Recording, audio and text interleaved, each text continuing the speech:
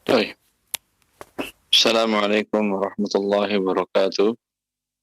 الحمد لله رب العالمين، وبه نستعين ونصلي ونسلم ونبارك على نبينا محمد وآله وصحبه أجمعين، وبعد. Ikhwani wa akhwati fillah, para pemirsa Roja TV dan para pendengar radio Roja yang dimuliakan oleh Allah Azza wa Jalla. Hari ini insyaallah kita mulai bab setelah muamalat, masih berkenaan dengan harta, tentang faraid atau mawaris. Tapi para ulama menamakan bab ini dengan bab atau pembahasan tentang faraid karena Nabi SAW mengatakan alhaqul faraida bi ahliha kama baqiya fali aula rajulin dzakar. Berikanlah hak-hak masing-masing orang yang telah ditentukan oleh Allah Azza wa Jalla dalam kitabnya. Jika ada tersisa, maka untuk asobah, yaitu laki-laki yang terdekat dari yang meninggal. Di sini Rasulullah SAW menamakan pembahasan ini dengan faraid, karena faraid jamak dari faridah. Faridah artinya adalah ketentuan atau ketetapan. Dalam surah An-Nisa, Allah mengatakan faridatan minallah, bahwa ini adalah ketentuan Allah untuk membagikan harta orang yang meninggal itu kepada orang-orang yang sudah ditentukan Allah dalam kitabnya. Ya. Fadl taqra ya Syekh. Bismillah, qala al-muallif rahimahullahu ta'ala kitabul faraid wa hiya al-ilmu bi qismatil mawarithi asbabul irthi rahimun wa nikahun wa wala'un.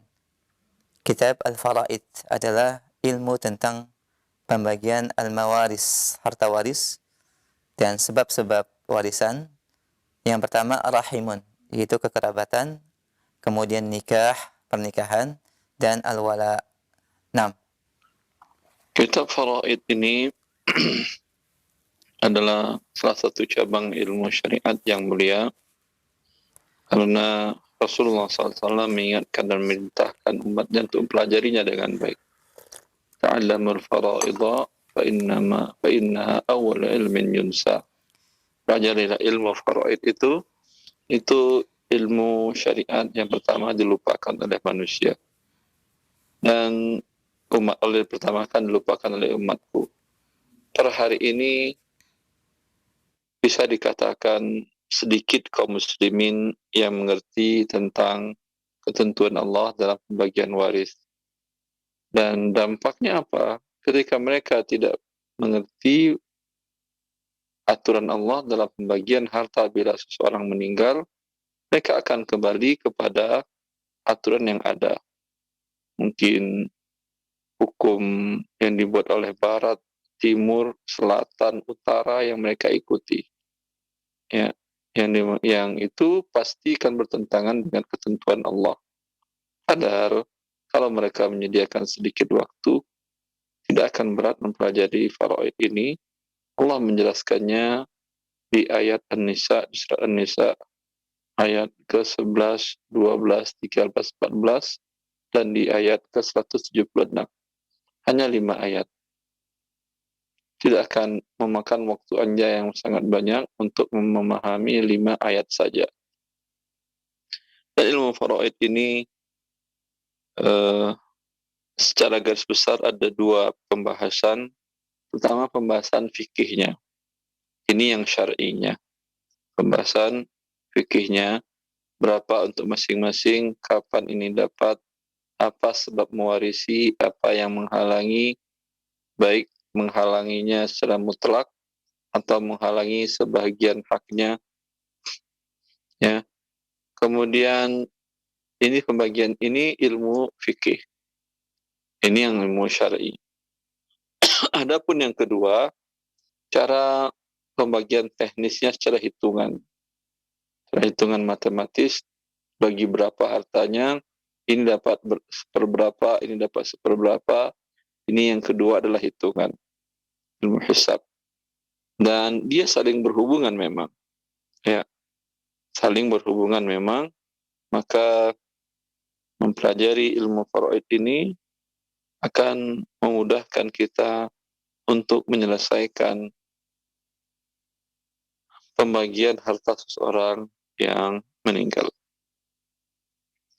Wahia al-ilmu bikismatil mawaris. Ia adalah ilmu faraid, itu adalah ilmu tentang pembagian harta waris. Apa urgensinya kita mempelajari ini? Ya, seperti yang saya katakan di awal tadi, bila kita tidak mengetahuinya, maka manusia akan lari kepada cara pembagian harta yang biasa dilakukan. Mungkin oleh adat istiadatnya, mungkin kembali dia kepada hukum yang dia pelajari, itu hukum dari barat, dari timur, dari utara dan selatan. Ya, yang ini tentu akan menyebabkan pembagian harta tidak kepada si pemilik yang berhak. Harta adalah semata-mata milik Allah. Maka bila seseorang wafat, Allah lah yang berhak membagikan hartanya. Allah mengatakan, wa atuhum mimma lillahi alladhi ataku. Allah mengatakan, harta adalah harta Allah. Di tangan kalian hanyalah titipan. Maka bila kalian wafat, dia tidak kembali menjadi milik kalian lagi karena kalian telah wafat. Maka Allah lah yang berhak menyatakan ini untuk bagian untuk siapa saja harta bila seseorang itu meninggal, wafat. Ya. Maka mempelajari ilmu waris, bagian yang mempelajari aturan Allah, dan di ayat ke-13 dan 14 ada janji surga bagi orang yang mentaati Allah dalam aturan-aturan Allah. Dan di ayat selanjutnya ada janji neraka bagi orang yang menentang aturan Allah dan tidak melakukannya. Maka orang-orang yang membagi harta seseorang yang meninggal dengan aturan-aturan yang tidak dengan aturan Allah, maka bersiap-siaplah dia dengan neraka Allah Azza wa Jalla. Karena dia membagikan harta bukan kepada pemiliknya. Dia membagikan harta bukan kepada pemiliknya. Kemudian, dengan Anda mempelajari ilmu waris ini, dan dengan demikian, yang menerima harta orang yang meninggal adalah orang yang berhak menerimanya, karena ini ketentuan Allah. Inilah perbuatan yang sangat adil, karena dia dibuat oleh yang maha adil, Allah Azza wa Jalla, yang maha mengetahui dan maha bijaksana. Maka di akhir ayat penjelasan tentang waris, Allah mengatakan, kana Allahu aliman hakima. Allah sangat mengetahui dan sangat bijaksana. Manusia sebijak-bijaknya manusia, seadil-adilnya manusia, tidak mungkin bisa berbuat adil seperti Allah. Kenapa? Karena ilmunya terbatas. Tapi ilmu Allah sangat luas. Maka keadilan Allah adalah keadilan yang sangat bijak, tidak ada lagi di atasnya. Ya. Maka dengan itulah kehidupan akan menjadi baik untuk selamanya. Harus kita mempelajari syariat Allah dan membagikan harta kepada orang-orang yang berhak menerimanya sesuai dengan apa yang ditentukan oleh Allah Azza wa Jalla. Sini muallif menjelaskan bahwa definisi ilmu faraid adalah ilmu tentang pembagian harta waris. Maka waris itu adalah bagian terakhir dari bila seseorang wafat, hartanya dibagi terakhir untuk warisan. Pembagian pertama, bila seseorang wafat, seluruh biaya penyelenggaraan jenazahnya itu diambilkan dari hartanya. Ketika dia wafat, biaya memandikannya, kalau menggunakan biaya mengkafaninya untuk beli kafan, biaya mengantarkannya kalau tempatnya jauh dan butuh transportasi, dan biaya tanah makam kalau tidak ada yang wakaf, atau biaya pemeliharaan makam kalau tanah wakaf. Ini keluar angka biaya umpamanya sebanyak seluruhnya 10 juta. Harta warisannya, harta dia ketika dia wafat dihitung baik yang berbentuk aset, uang atau uang tunai atau logam mulia, hanya 10 juta. Maka semuanya diberikan untuk biaya wafatnya dia. Utang dan lain-lain itu diakhirkan. Karena dalam kondisi bagaimanapun seseorang butuh untuk dirinya daripada lainnya. Dalam keadaan dia hidup pun demikian. Ada seseorang punya hutang. Umpamanya punya hutang 30 juta. Ya. Sedangkan dia butuh biaya hidup untuk 1 bulan sebanyak 10 juta. Maaf, sebanyak 10 juta. Dan uangnya ada cuma 30 juta. Apakah dia harus bayar hutang 30 juta? Jawabannya tidak. Yang wajib dia bayarkan hutangnya hanya 20 juta saja. Yang 10 juta adalah biaya hidupnya sebulan. Kalau tidak, dia akan tidak bisa melanjutkan hidupnya. Dan itu lebih penting daripada untuk membayarkan hutangnya. Itu yang pertama. Kayak penyelenggaraan jenazah. Yang kemudian, yang kedua, baru membayarkan hutang.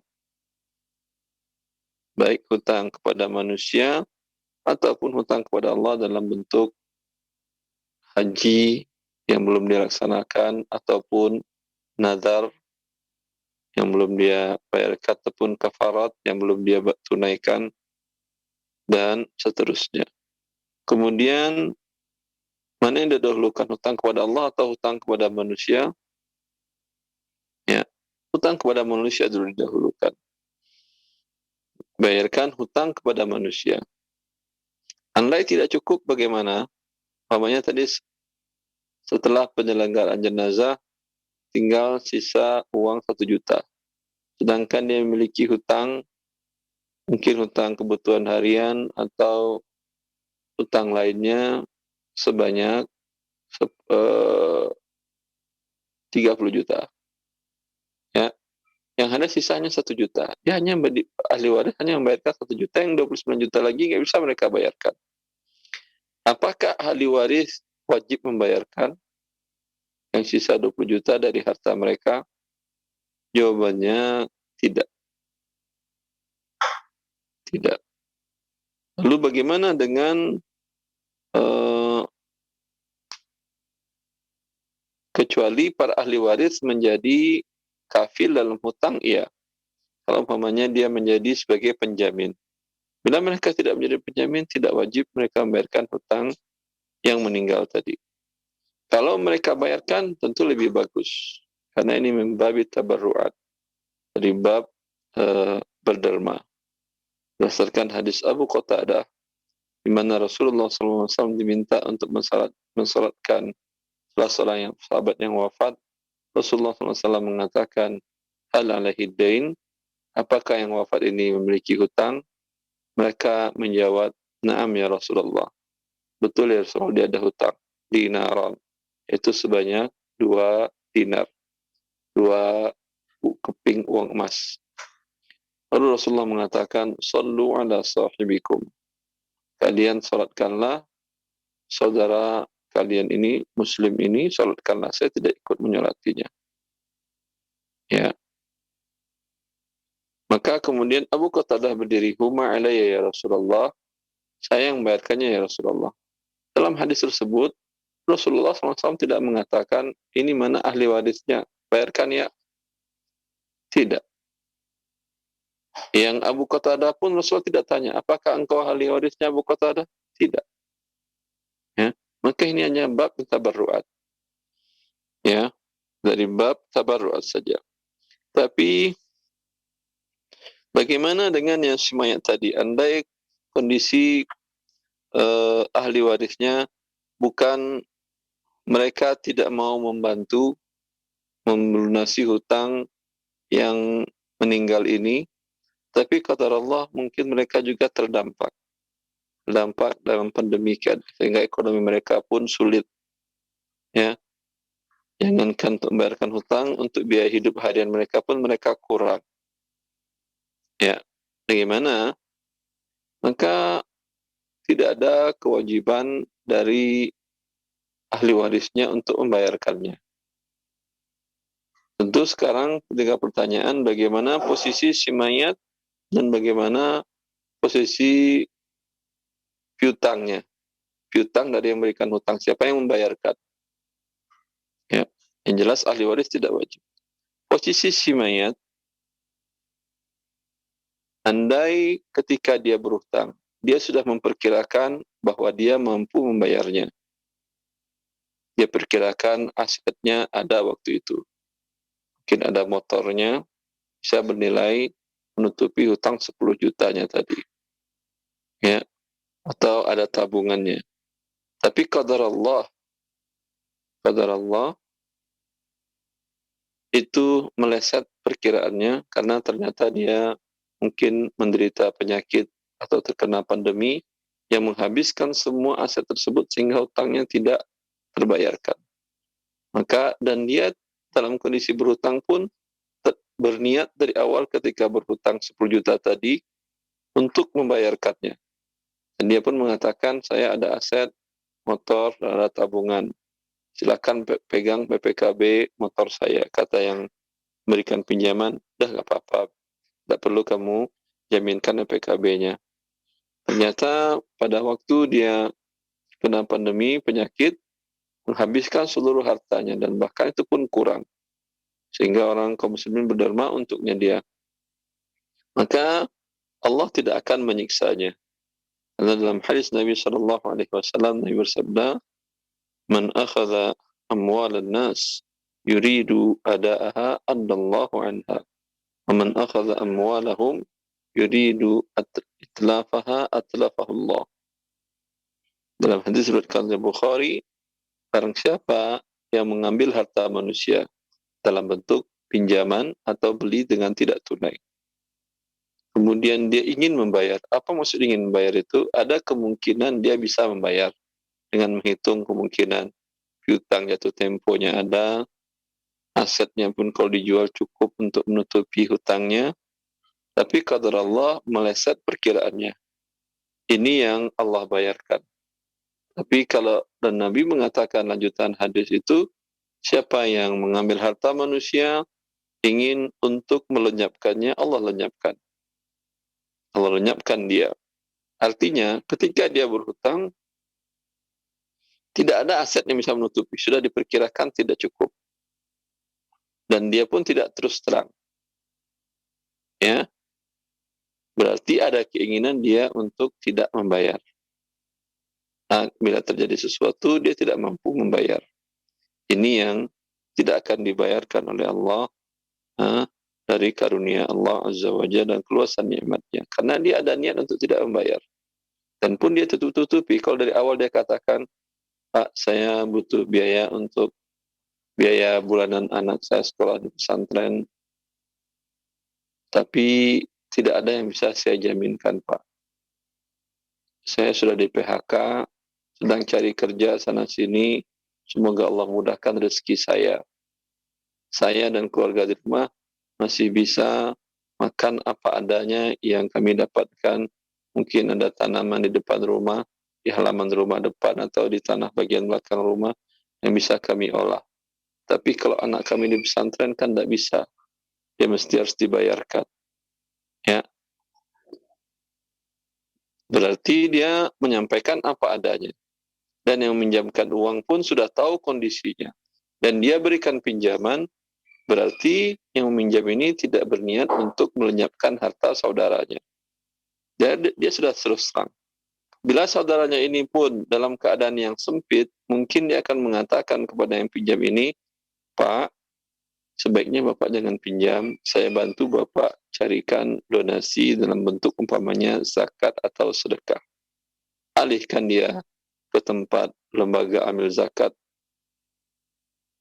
atau berikan rekomendasi, atau Anda sendiri yang mencarikan para muhsinin, para donatur, ya, yang bisa membantu membiayai biaya sekolah anaknya ini di pesantren. Ya. Adapun bagi orang ini, bagi yang berhutang, bagi yang berpiutang, ke siapa dia tuntut?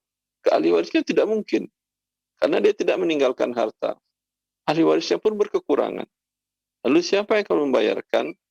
Inilah yang dikatakan Rasulullah SAW tadi di dalam hadis tadi, ketika di awal Islam, di mana harta negara sedikit, maka Rasulullah SAW tidak menutupnya dari harta perbendaharaan negara.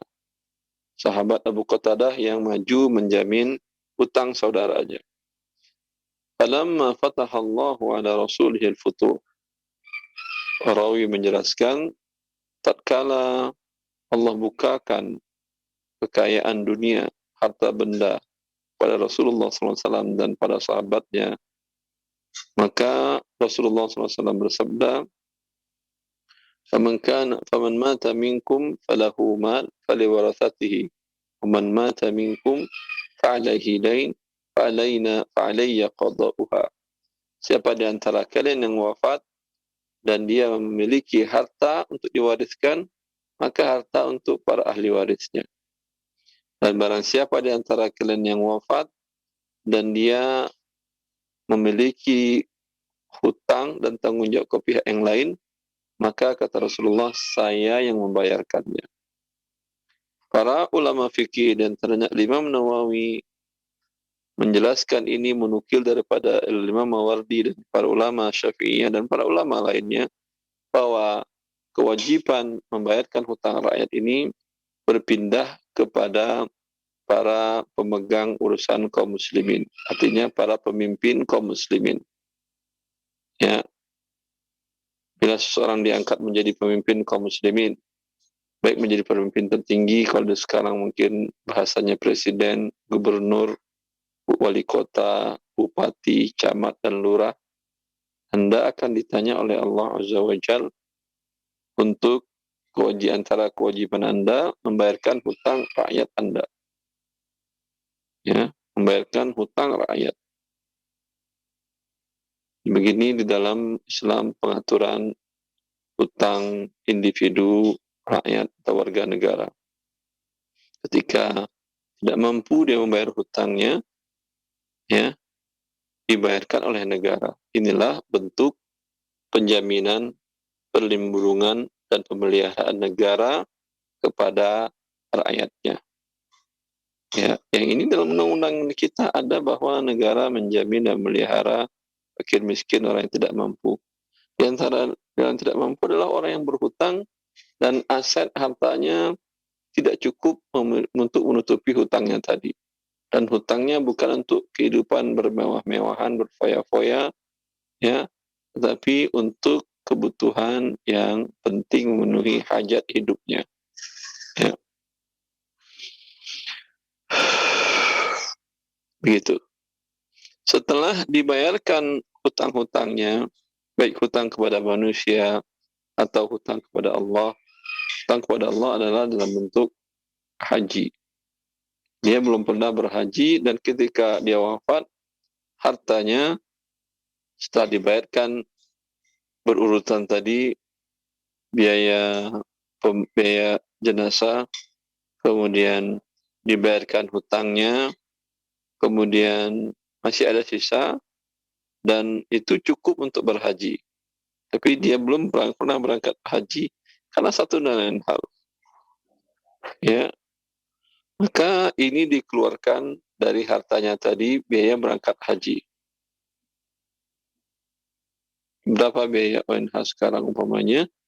Ya, orang dengan syarat orang sudah haji. Kalau ada umpamanya dia punya kenalan, punya saudara, punya kerabat yang tinggal dekat dari Mekah, Madinah, dia bisa menitipkan, kamu haji atas nama saya bayar, maaf, kamu haji atas nama keluarga kami yang meninggal, kami bayar biayanya untuk biaya pemberangkatan haji Anda dari dalam. Walaupun dari dalam Saudi Arabia sendiri pun mereka harus mengikuti biro perjalanan haji dan biayanya pun tidak murah.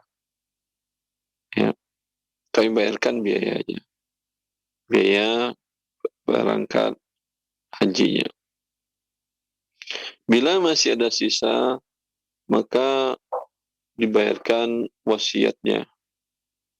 Dan wasiat itu tidak boleh kepada ahli waris. Yang ini sudah kita bahas pada bab sebelumnya, bab wasiyah, di mana Rasulullah SAW bersabda, wa atu kulla dhi haqqin haqqahu fala wasiyata liwaris. Berikanlah kepada setiap ahli waris yang berhak menerima warisannya dan tidak sah berwasiat kepada ahli waris. Ya.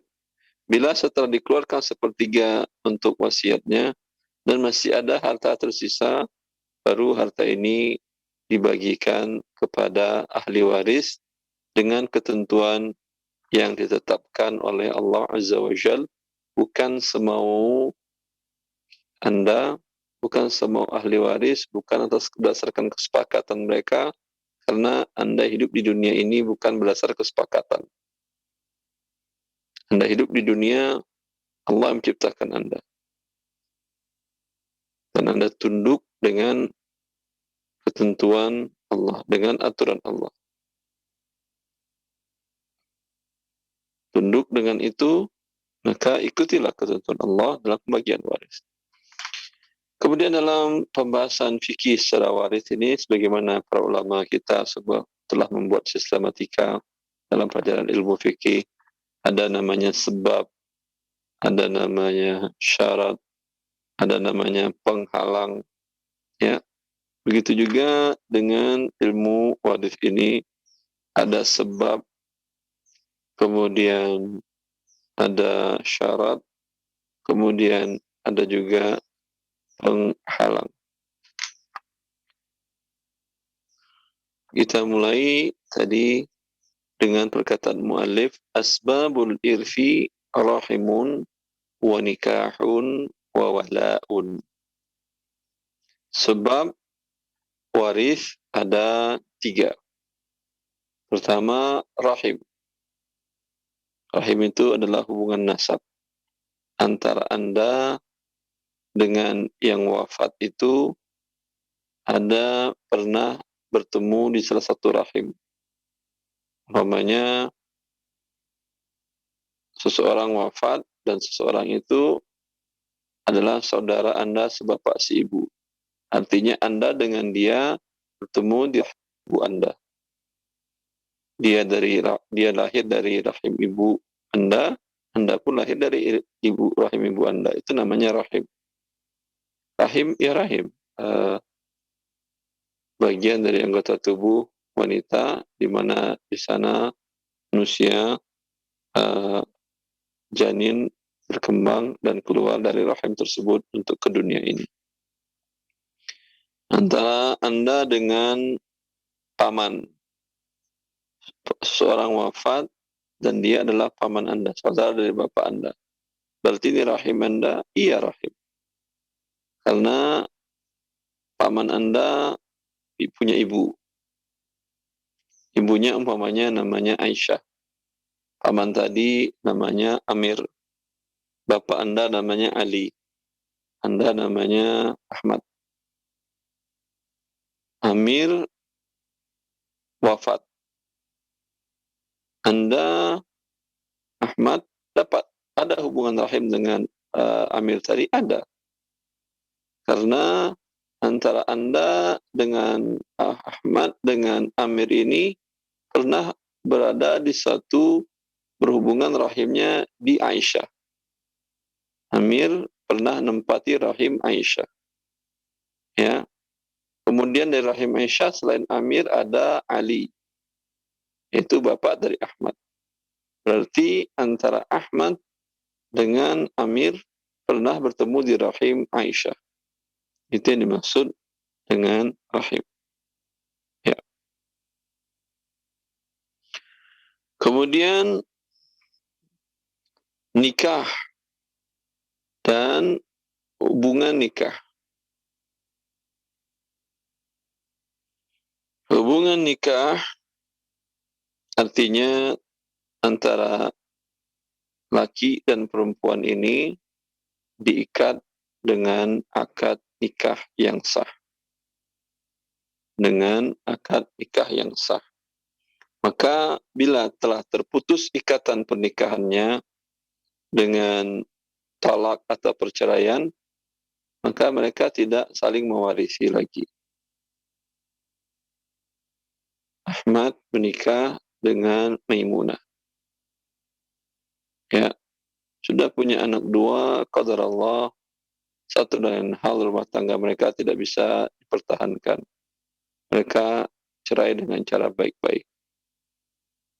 Ya. Maimunah mengambil hartanya karena walaupun dia sebagai istri, dia ikut mengembangkan harta Ali, dan dia pun punya harta sendiri yang diberikan oleh orang tuanya atau mahar dari Ali dahulu, atau dia punya usaha sendiri, bisnis sendiri dari rumahnya dengan cara online, ya umpamanya, dan itu murni hartanya dia.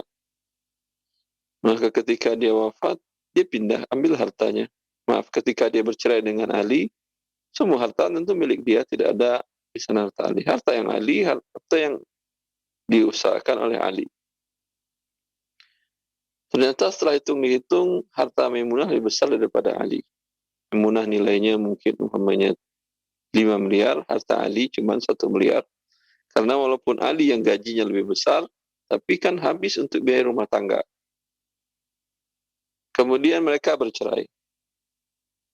Ya, tak lama setelah mereka bercerai, dan anak-anak, itu kewajiban bapaknya menafkahinya, bukan kewajiban Maimunah. Kewajiban Pak Ali menafkahi anak-anak tersebut, walaupun Maimunah adalah kaya.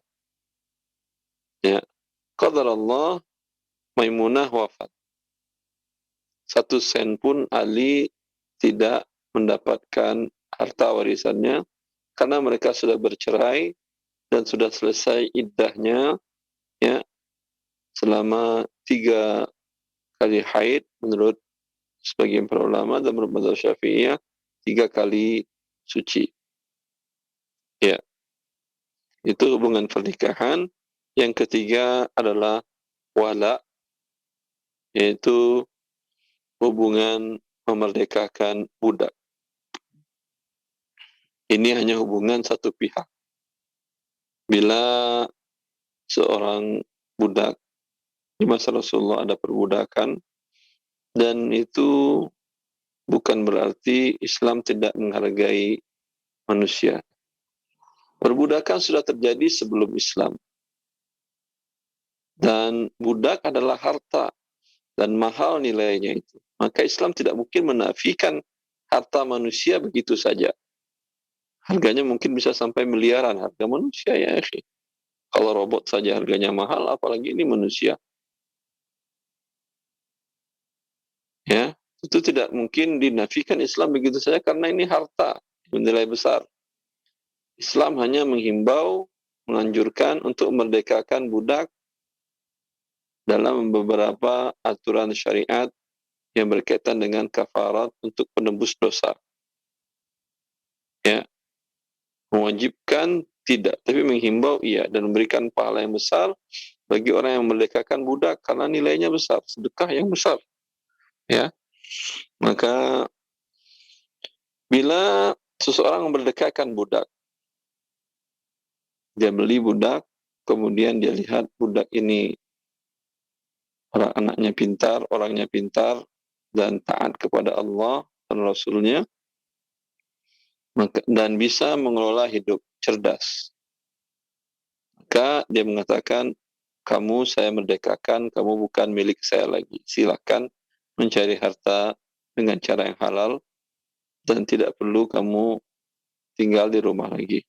Maka dia pergi mencari harta.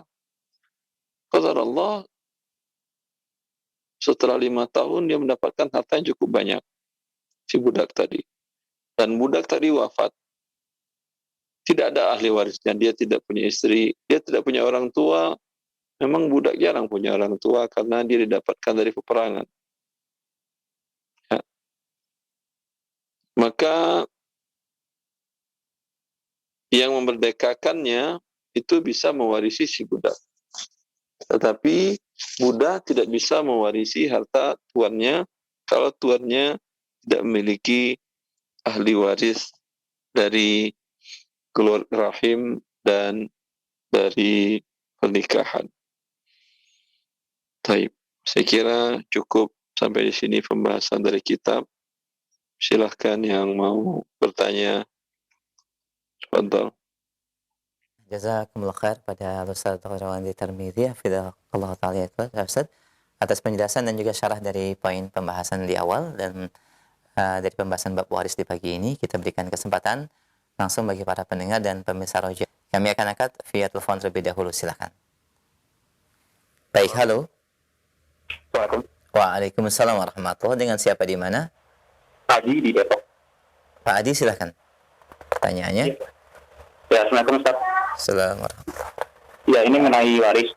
Saya mau bertanya, yang meninggal atas nama Mujio. Tahun 2021. Siapa namanya? Widio. Mujio. Hah? Ya, Mujio. Muji. Mujio. Ya. Bulan berapa, tanggal berapa? 15 Juli 2021.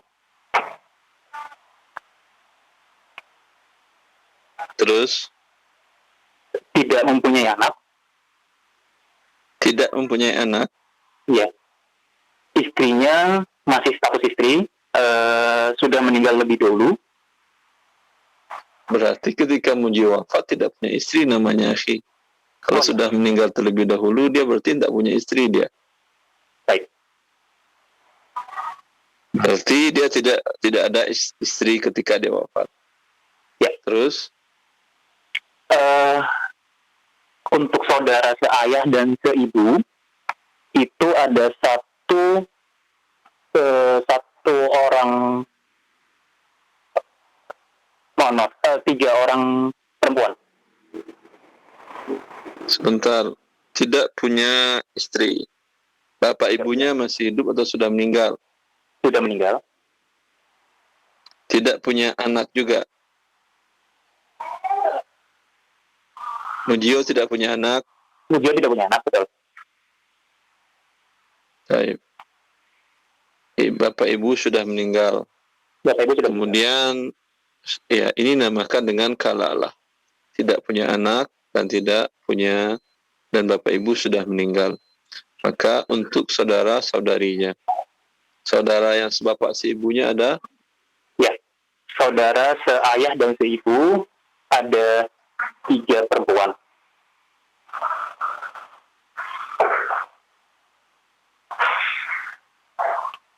Kemudian Terus? Beliau ini sudah meninggal juga. Berarti tidak ada namanya, akhi. Oh ya. Saudari-saudarinya yang seayah seibu sudah wafat semuanya. Sudah meninggal semuanya sebelum Bapak Mujio ini. Ya.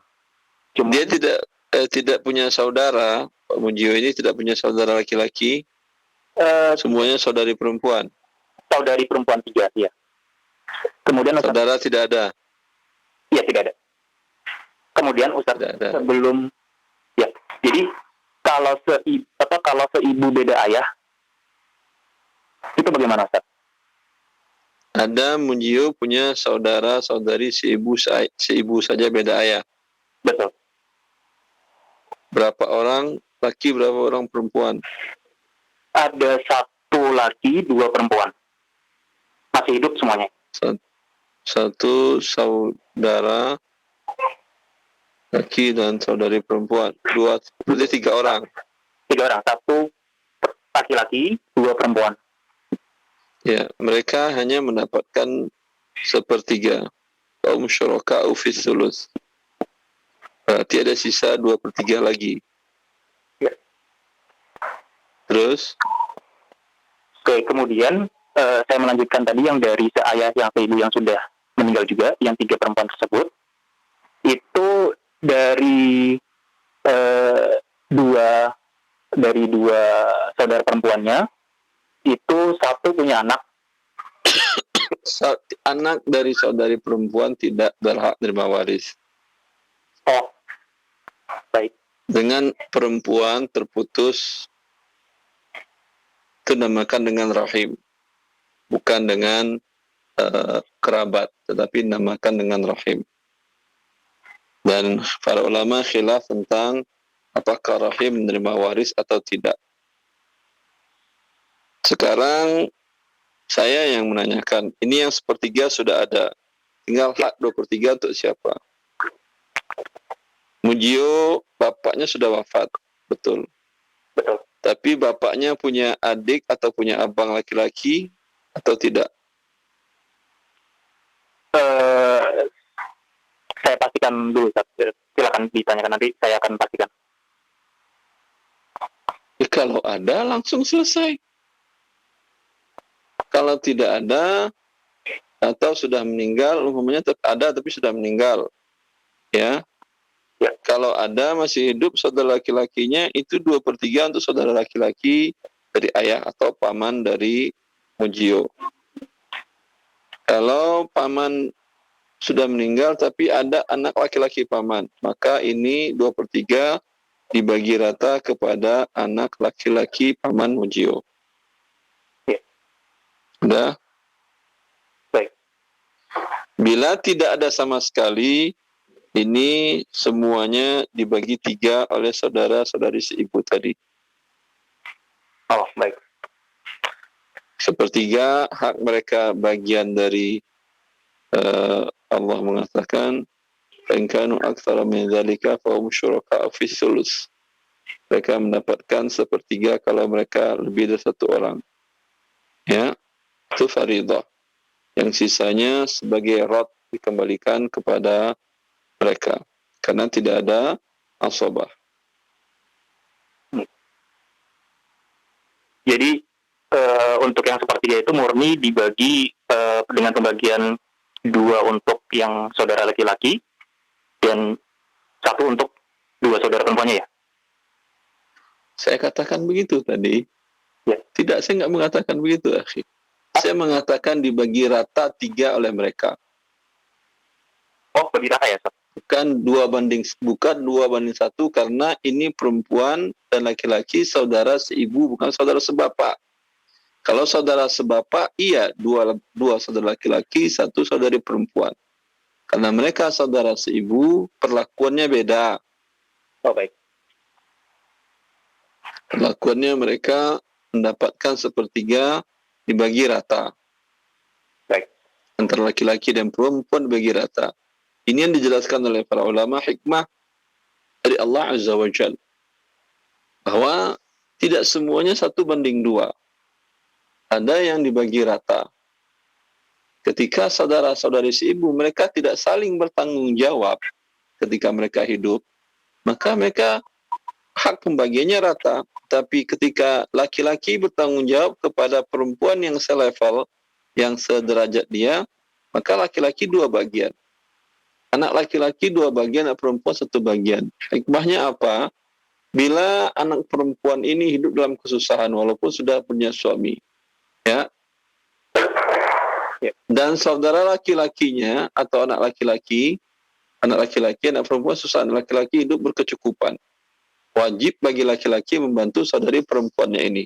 Artinya, saudari perempuannya bisa mengadukan ke pengadilan agama, ke mahkamah, menuntut saudara laki-lakinya, dia susah, punya hutang, uang sekolah anaknya, dan dia sampaikan kepada saudara laki-lakinya, saudara sebapak seibu, dia tidak ada tanggapan dan dia diam aja, kan kamu sudah punya suami. Walaupun suami tidak mampu, walaupun suami terdampak ekonomi dari sisi PHK, umpamanya di PHK di perusahaannya. Ya, tapi kalau saudara seibu tidak wajib saling menafkahi yang laki-laki kepada yang perempuan. Antara ayah dan ibu, ayah mendapat dua bagian dibandingkan ibu, karena ayah bertanggung jawab kepada nafkah ibu. Maka ketika tidak ada tanggung jawab laki-laki kepada perempuan, kalau menjelaskan hikmah ayat ini, mereka dibagi rata. Baik. Cukup akhi Mujio. Iya. Untuk konfirmasi sekali lagi, untuk yang 2/3 tadi apabila tidak ada, jadi jumlah dengan yang 1/3 tadi ya. Jadi 3/3 gitu ya, Pak ya. Kalau tidak ada tadi, kan tadi saya tanyakan ke antum, sampai pada paman antum pusing. Ya. Ya, cek lagi, kalau nggak ada paman, ada anak paman nggak? Kalau tidak ada anak paman, baru ini keseluruhannya dibagi rata, dibagi 3 oleh saudara-saudari ini yang seibu tadi. Baik. Baik, Ustaz. Jazakallah khair Adi. Nah, jazakallah khair atas jawaban dan penjelasannya. Demikian Hadi di Depok, barakallahu fiik. Baik, kita berikan kesempatan kembali masih di via telepon. Baik, halo. Silakan, sudah masuk. Halo. Iya, halo ya Pak. Baik Pak, cukup monitor via telepon dan mohon dikecilkan volume suara TV atau radionya. Iya Pak. Dengan siapa di mana? Dengan Pak Yusuf di Tangerang Pak. Baik Pak Yusuf, silahkan pertanyaannya. Oh iya Pak. Langsung nih Pak. Nah, silahkan Pak. Ini Pak Ustadz, Assalamualaikum warahmatullahi wabarakatuh. Assalamualaikum warahmatullahi wabarakatuh. Ingin menanyakan, adakah hukum Allah yang mengalihkan harta waris? Atau bila mana hak ahli waris diganti dengan hibah atau sedekah kepada yang bersangkutan ahli waris terlebih dahulu. Yang pertama, yang kedua, wasiat itu. Sebentar, Pak Yusuf, saya nggak paham. Apa itu mengalihkan waris, artinya gini, saya punya harta, saya pernah punya cita-cita gini, ada keterangan hadis Rasulullah SAW yang dituliskan dalam sebuah hadis, disebutkan bahwa Rasulullah SAW bertanya, siapakah di antara kalian yang lebih menyukai harta ahli warisnya daripada hartanya sendiri? Para sahabat radhiyallahu anhum menjawab, wahai Rasulullah, tidak seorang pun di antara kami yang seperti itu. Rasulullah SAW bersabda, harta seseorang adalah yang dikirim terlebih dahulu, dan apa yang ditinggalkan itu bukan hartanya tetapi harta ahli warisnya. Terus pertanyaannya apa? Jadi pertanyaan itu, Halo? apakah? Halo Pak. Iya Pak. Dimatikan dulu Pak, ada feedback supaya lebih Iya, jernih Pak, suaranya. Iya Pak. Nah, baik. Dikecilkan atau dimatikan saja supaya lebih bersih Ya, suaranya. sudah, Pak, ya, Silakan. Jadi apakah bisa sekarang harta itu kita musyawarahkan, terus kita hibah, sudah sasalan Sebentar. Ini seseorang itu masih hidup. Masih hidup Pak. Lalu dia musyawarahkan. Belum. Ya, keinginannya akan dimusyawarahkan, gitu maksudnya.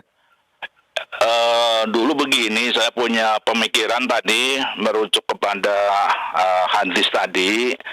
Saya ingin saya jual nih 20 tahun ke depan gitu.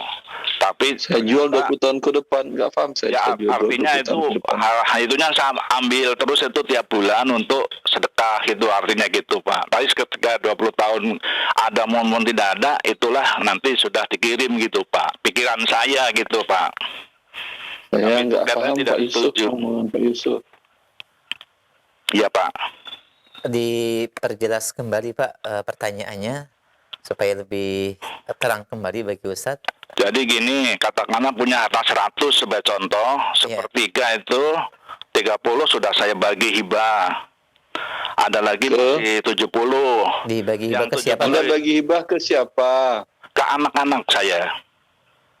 Terus sudah Yang diserah 70 terimakan. tadi saya bagi 2 dengan istri. Yang 35 itu sepertiga untuk biaya hidup, sepertiga untuk biaya perawatan, operasional, sepertiga untuk hibahkan, diwakafkan gitu Pak. Terus Ya, pertanyaannya? tanya apakah nantinya itu tadi ahli waris itu sudah mendapat hibah tadi, apakah harus mendapat waris lagi gitu Pak? Ya iyalah. Hibah dengan waris berbeda.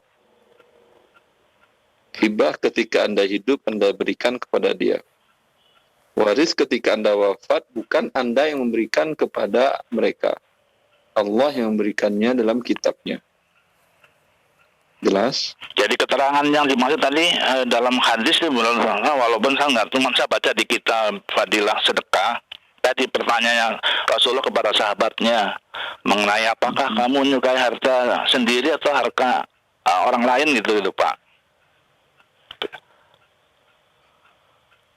Terus Terus tidak ada hubungan lah di situ dengan ini kan fadilah sedekah. Sedekah ya sedekah. Para sahabat bersedekah banyak ketika mereka wafat pun hartanya masih banyak. Hartanya menjadi milik ahli warisnya. Iya ya, Paham? ya Pak.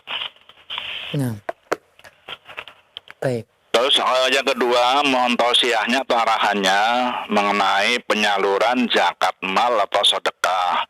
Prioritas pertama, semuanya apa kepada anak cucu, tetangga atau kerabat, maka atau Bentar, zakat mal tidak ada kepada anak cucu. nggak ada, ya Pak. Baik, Haram memberikan zakat kepada furu' dan usul.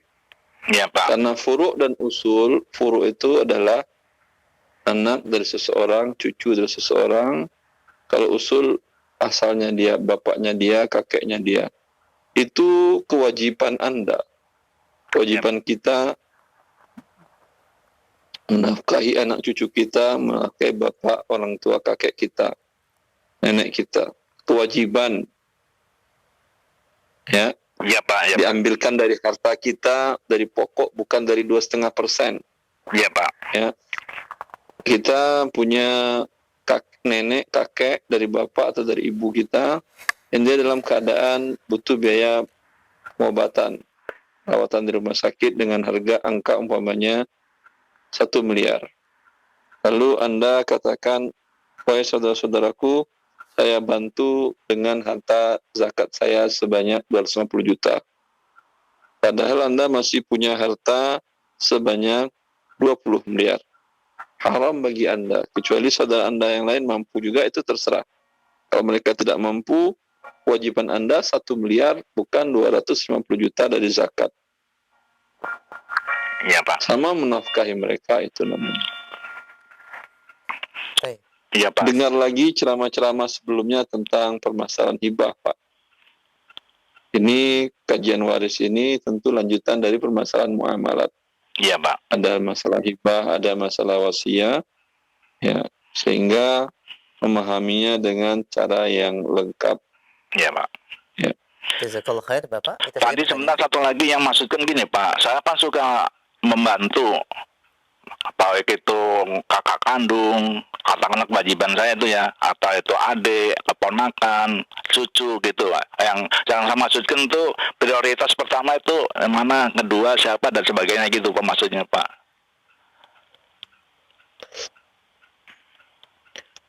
Dalam berzakat mal Bukan adalah zakat mal. orang yang Ini- tidak Anda nafkahi. Ini saya Orang yang sedekah lah istilahnya gitu Pak. kalau hibah ya Anda terserah ke siapa saja, nggak ada masalah. Enggak, sedekah oh gitu. Kalau Enggak, Kalau sedekah secara umum seperti itu. Allah mengatakan innamas sadaqat. Sesungguhnya sedekah itu untuk fakir miskin. Dan ijma' para ulama bahwa orang tua bukan dapat sedekah Anda, hibah Anda, nafkah Anda, iya. ya, Berapa biaya hidupnya bulanannya wajib Anda bayarkan. ya Pak. Dari harta Anda, bukan dari 2,5%, bukan semau-maunya. Iya Pak. Pas lagi enak Anda beri sedekah, itu tidak. Iya Pak. Tapi enak tidak enak kondisi hubungan Anda dengan mereka sama seperti Anda menafkahi anak, menafkahi istri, tetap diberikan nafkahnya. Iya Pak. Ya, Pak. Baik Pak, terima kasih. Assalamualaikum warahmatullahi wabarakatuh. Waalaikumsalam warahmatullahi wabarakatuh. Jazakallah khair pada Ustaz yang telah memberikan penjelasan dan jawaban bagi pertanyaan Bapak yang bertanya. Taib jazakallah khair, barakallah fiik. Kami berikan kesempatan yang ketiga. Kita sapa kembali penanya berikutnya. Halo. Assalamualaikum. Waalaikumsalam warahmatullahi wabarakatuh. Dengan siapa, Umu di mana? Saya dengan dia dari Bandung. Dia di Bandung, silahkan pertanyaannya. Assalamualaikum warahmatullahi wabarakatuh, Pak Ustadz. Assalamualaikum. Saya mau bertanya, ini keponakan saya kemarin tuh meninggal. Dia sudah menikah tapi tidak mempunyai anak. Nah, Namanya siapa Ibu yang meninggal itu? Keponakan saya, Ustadz. Namanya siapa, Umu? Wida, namanya Wida. Ya, Meninggal tanggal, bulan, tahun. Kemarin tanggal 30 Juli tahun 2021. Terus Terus dia sudah menikah tapi tidak mempunyai anak. Nah, ahli warisnya berarti sama adiknya mungkin ya Pak ya. Ustaz. Wida ketika dia wafat, suaminya masih status suami atau sudah bercerai? Masih suami. Ya. Berarti ahli warisnya adalah suami. Bukan hubungan pernikahan. Bapak ibu dari Wida sudah masih hidup atau sudah meninggal? Sudah meninggal. Keduanya sudah meninggal. Iya. Ya, baik. Ya. Kemudian saudara-saudari Wida ada berapa orang? Kan ini namakan dengan Kalalah. Wida tidak punya anak dan bapak ibunya sudah meninggal. Ya, 2 orang. Saudara-saudarinya sebapak seibu berapa? 2 orang, laki 1, perempuan 1.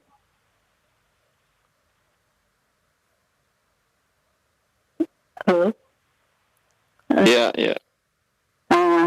Yang ingin saya tanyakan, ini ahli warisnya itu kan suaminya itu selama ini tidak menafkahi, mungkin entah ada perjanjian apa dengan keponakan saya. Jadi yang bekerja itu keponakan saya.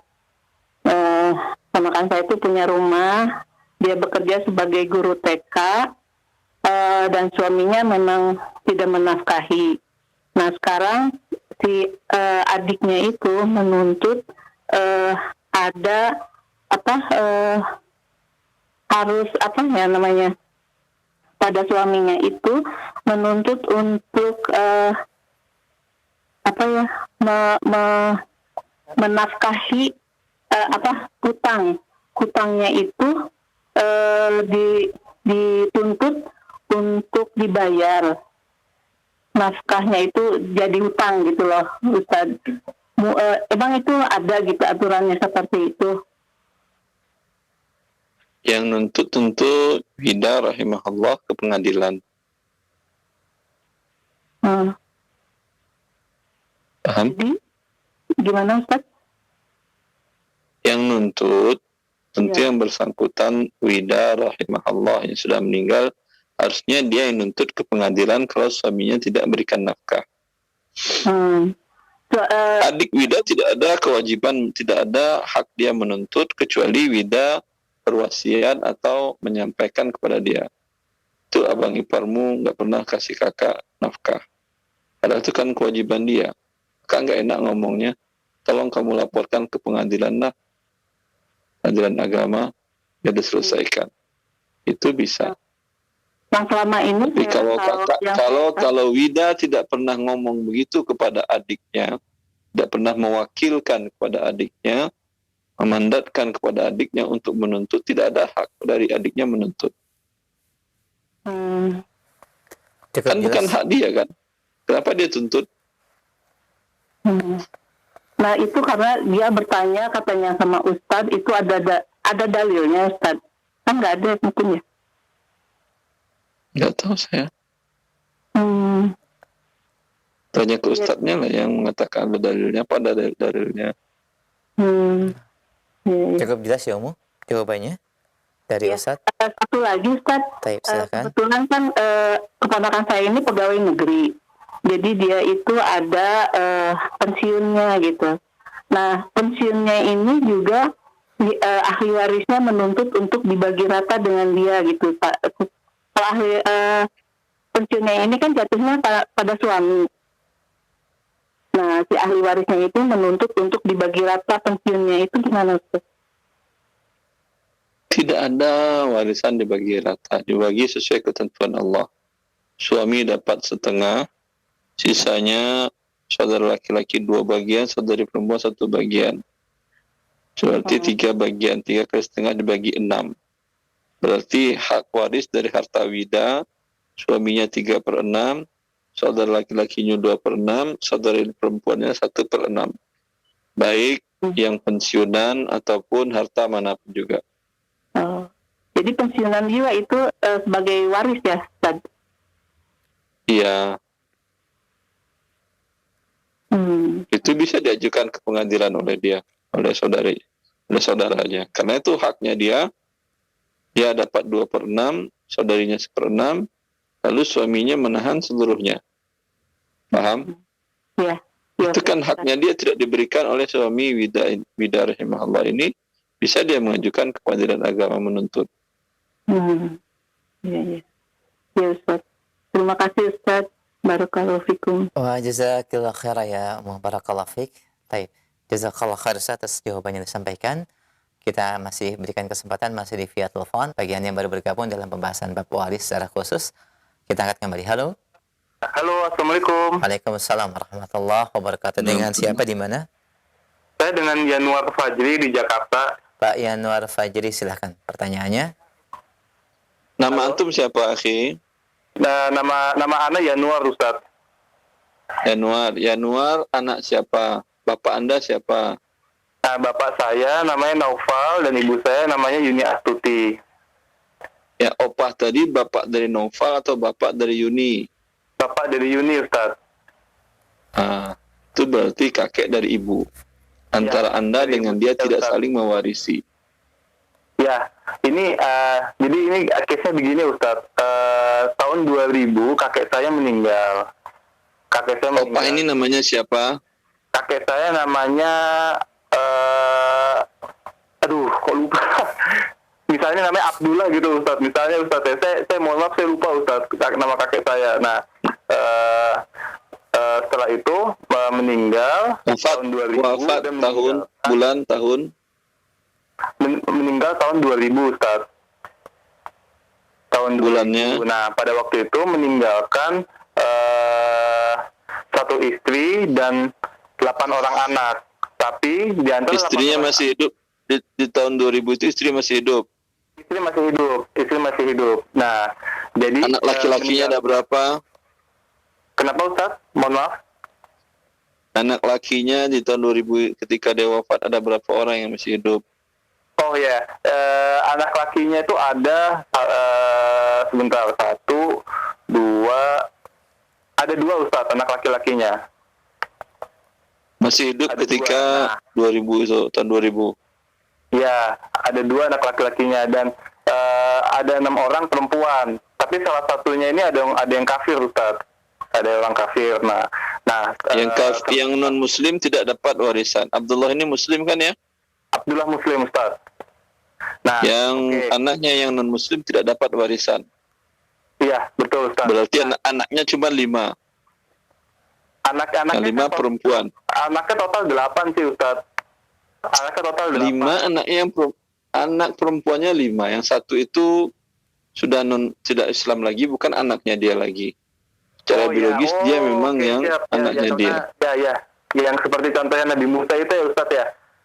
Nabi Nuh itu ya, Ustaz. Jadi gini, ini case-nya panjang, Ustaz. Mohon maaf nih, saya mau butuh penjelasan dari Pak Ustaz. Nah, jadi tahun 2006 itu pada waktu meninggal harta warisannya itu tidak segera dibagi, Ustaz, sama keluarga. Tidak segera dibagi kepada ahli waris yang sah. Nah, pada waktu tahun 2006 salah satu ahli waris yang muslim laki-laki ini meninggal, di mana yang laki-laki ini punya anak dan istri. Nah, pertanyaan saya adalah, pertama, apakah berlaku ahli waris pengganti dari si ahli waris yang meninggal ini, Ustaz? Atau ahli warisnya memang sudah nggak, karena memang sudah nggak dapat, jadi udah nggak, ya, tetap itu apakah larinya itu ke sepupunya, ke adik, mohon maaf, ke saudara kandungnya, atau tetap ada ahli waris pengganti, Ustaz? Karena saya pernah baca di salah satu artikel bahwa Islam ini tidak mengenal ahli waris pengganti, sebagaimana hukum positif Indonesia, kompilasi hukum Islam itu ada ahli waris pengganti, Ustaz. Nah, itu satu, Ustaz. Dia masih hidup ketika Abdullah wafat. Apa yang mau digantikan? Ya, ya, cuman terlambat pembagiannya, itu haknya dia masih ada. Haram diganti-gantikan. Haknya dia. Dapat haknya dia, dan dibagi ketika dia wafat, dibagikan itu kepada ahli warisnya. Bisa jadi anak, istri, bisa jadi saudara-saudarinya, seterusnya ahli warisnya.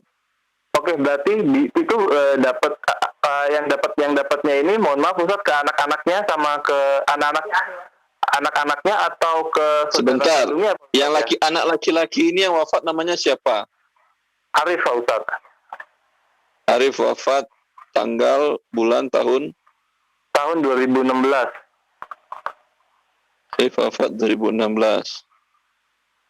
Ketika Arif wafat, ibunya masih hidup, istri Abdullah? Masih hidup, Pak Ustaz. Masih, berarti ahli warisnya ibu. Oke. Istrinya, itu istri Abdullah. Istri dari Arif masih hidup, masih status istri dia ketika dia wafat? Masih hidup, Pak Ustaz. Dan masih status istri? Masih status istri, iya betul. Ya, taib. Kemudian Arif punya anak laki, anak perempuan, atau seperti apa anak-anaknya? Anaknya itu laki 1, perempuan itu 3. Mira sama Dian dia ada 3, Pak Ustaz. Ya, ini yang menerima hak waris Arif dari Abdullah dan harta waris Arif yang lainnya. Arif terima dari Abdullah umpamanya perkiraan kalau dicairkan sekarang 2016 tadi itu ada 2 miliar hak Arif. Berarti selain harta dia ada umpamanya 5 miliar. Berarti akan dibagikan kepada istri Arif 1/8, ibu Arif 1/6, dan sisanya untuk anak-anak Arif laki-laki 2 bagian. Perempuan sebagian, terbagi 5 sisanya. Itu dari 2 miliar harta warisan Abdullah, dan 5 miliar harta Arif sendiri, 7 miliar dibagikan. Paham antum? Ya, paham Ustaz. Oh, berarti nenek saya dapat ya Pak Ustaz ya, karena hubungan darah ya Pak Ustaz. Saya nggak tahu nenek Anda. Yang jelas ibu dari Arif, istri ibu Abdullah. Dari Arif. Oh iya itu. Ya oke, siap ya. Ya ibu dari Arif ya. Oke. Iya. Ya, satu pertanyaan terlebih dahulu, jazakallah khair. Cukup jelas? Ya, cukup jelas. Baik, kalau demikian kita berikan kesempatan bagi yang lain dulu. Baik, barakallahu fiik wa jazakallah khair. Ustadz, kami akan angkat pertanyaan berikutnya dari pesan singkat. Assalamualaikum warahmatullahi wabarakatuh. Seorang laki-laki wafat, Ustadz, bernama Abdullah pada tahun 2005. Kemudian meninggalkan istri 2 orang, Ustadz. Yang satu wafat setelahnya, lalu kemudian yang satu masih hidup. Setelahnya siapa? Setelah Abdullah, setelah suaminya, Ustaz, pada tahun 2007. Tetap dapat dua-duanya. Taib. Dan istri yang pertama yang wafat ini meninggalkan 2 orang anak, laki-laki dan perempuan, dan istri yang kedua tidak meninggalkan anak. Berapa anak Abdullah berarti? Laki-laki dan perempuan, Ustaz. Satu orang. Satu laki, 1 perempuan. Nah, pertanyaannya, berapakah pembagian persentase istri yang kedua, Ustaz, yang tidak memiliki anak? sama dengan istri yang punya anak, yaitu 1/8 dibagi 2 berarti 1/16. Kalau dijelaskan rinciannya, berarti 1/8 sisa dibagi 3. 8 kali 3, 24. 24 berarti 83, kemudian 34, 21. 21 dibagi 3, 7 bagian. Ya, 14 anak laki-laki, 14/24, anak perempuan 7/24. Yang 3 tadi dibagi 2 lagi. Karena ada pecahan dikali 2 lagi berarti. Itu 24 kali 2, 48. Harta dibagi 48, istri pertama dapat 3/48, istri kedua dapat 3/48, anak laki-laki dapat 28/48, anak perempuan dapat 14/48. Baik, alhamdulillah, jazakumullah khair atas penjelasan dan perinciannya Ustaz. Demikian pendengar yang bertanya, dan satu pertanyaan pesan singkat kami angkat kembali. Assalamualaikum warahmatullahi wabarakatuh. Ustaz, ayah kami wafat dan beliau memiliki piutang. Dan orang yang berhutang berjanji akan membayarkan 1-2 bulan ke depan. Apakah piutang yang akan diterima dan dikembalikannya dapat dimasukkan ke dalam perhitungan harta waris dan zakat mal yang telah mencapai nisab dan belum dikeluarkan ayah sewaktu hidup? Jazakallah khair. Betul. Taib, Masya Allah. Demikian, jadi dimasukkan ke dalam perhitungan harta waris dan perhitungan zakatnya. Jazakallah khair. Pertanyaan terakhir di kesempatan pagi ini dalam pesan singkat. Assalamualaikum warahmatullahi wabarakatuh. Masih terkait dengan wafatnya seorang ayah dan belum mengeluarkan zakat mal pada saat dia hidup, Ustaz.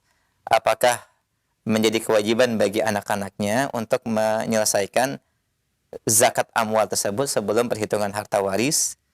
Dan yang kedua, mohon arahan dari Ustadz, kami khawatir salah dalam menghitung. Apakah ada lembaga resmi zakat yang bisa membantu dan direkomendasikan? Jazakallah khair.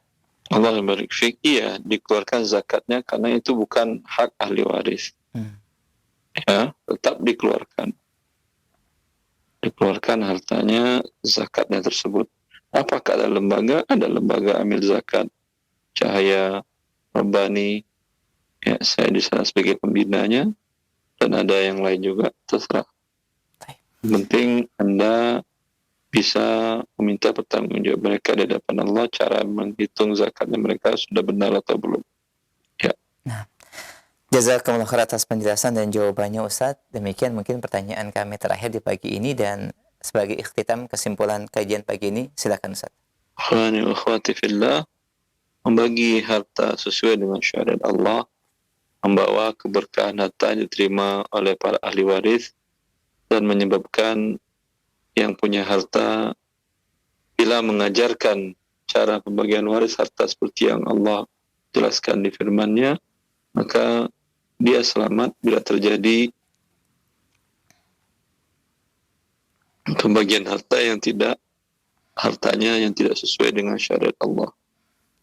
Ya, tetapi bila diajarkan kepada ahli warisnya, begini cara pembagian harta bila saya wafat seperti yang Allah firmankan dalam kitabnya, ya, maka para ahli warisnya selamat dan dia pun selamat, dan masing-masing mendapatkan ketaatan dan semoga berkumpul di dalam surga Allah Azza wa Jalla.